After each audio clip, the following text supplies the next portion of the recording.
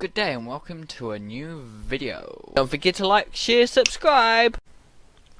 Hello and welcome to Weekly Tips. Today I'm talking to you about lighting and shading. And it's the fourth one in the last little basic that I'm going over. So in a video I went over the basics, the four basics that I know. I mean, there's more basics out there, and there's more things to learn. But these basics I wanted to tackle in a couple of videos to dive deeper in that. And in that video I talked a bit about shading, natural lighting versus unnatural lighting as well. Think about those things when you're shading, and how to shade as well. A little bit on how to shade. So, you know, there's different ways of approaching shading. It's a very important thing. You want to do it before you even think about color sometimes, because if you kind of just color something, it doesn't look right, you know. It might just look like, say, if you had a red thing, it will just look like a flat red, and you know, you won't get anything out of it. Really, you have to learn shading to actually make the object look a bit more 3D. You have to understand that, you know, there's tones and things, and you can really easily do it using this color picker.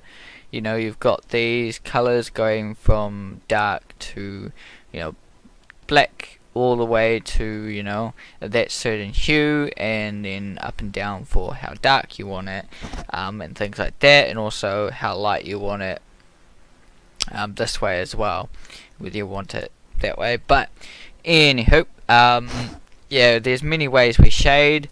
For instance, if we look at this photo here, this is just something I found on the web.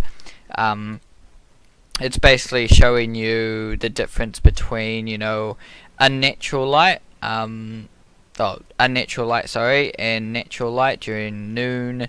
I think it was noon. So we got sunlight at noon here, and we've got sunlight at sunset, and then we've got artificial light, so lighting in a studio and things like that. So you can see there are differences between like different times of day, also versus night as well. So you got to look out for those things when looking at your shading.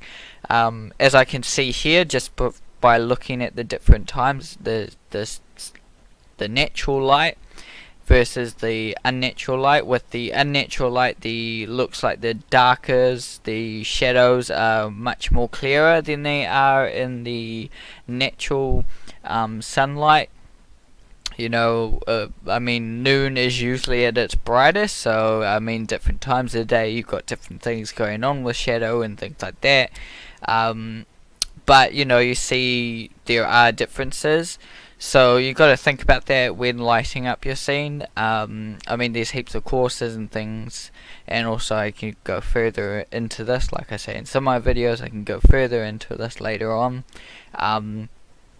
But basically, you got to look at where your light source is coming from and to how to start shading. So you know, how do we approach shading? We look at what's kind of where your light source is coming from, whether it's natural or unnatural. Yeah, you just got to think of that. So usually, you know, I might have my light source coming from this way, or on top, or like that way. But you got to just think about where that light source is coming from. And yeah, you just, you know, that's the lightest point is that, and the darkest point will usually be is the reversal or the opposite side of where that light source is coming from, so that it will be down here. And also where your shadows will be for the object. You can see in that image there the hair line and things like that, so that means that light source is coming probably from that direction per se. Oh, that, yeah, it would be that direction. Maybe that direction actually. Yeah, there's more highlights that way. So yeah, that direction. Because the shadow, it must be that way. because yeah, your shadow will go the opposite to this. And this, you know, the shadow is important as well. I always used to like shade you know, this drawing in here. I'd just shade the circles, spheres, and you know, hexagons and things like that. And then it was like, well, why doesn't it look, you know, that great? You know, you can only get it as good as you can, and then you add the shadow, and it just, you know, it breaks everything, and it really helps. You know, it's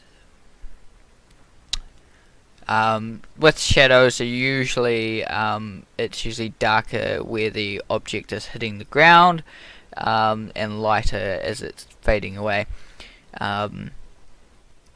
Yeah, so hopefully you guys enjoyed this little chat. I just kind of talked a little bit about shading and how to kind of approach it. This is very basic. I think I've gone over this in my channel before, but I wanted to expand it, and it's something I can expand further in many videos. So thanks for joining me today. It's definitely something to keep working on. You've got to do many spheres, you've got to do many ways of drawing it as well. Just keep practicing. As you can see, it didn't take me too long to shade this thing and find out where its light source is. I mean, it looks very, you know, pretty bad and mediocre at the moment because I only spent like 2-3 minutes on it. But I mean, with more work, you get quicker at these things, and you start to look at where the light source is coming from. You just don't forget where your light source is coming from. Look at photography, and just look around you at different lighting and things like that, how things work. Yeah, very helpful stuff. Thanks for coming in. I really do appreciate it. Keep drawing, and we'll see you in the next video. Goodbye.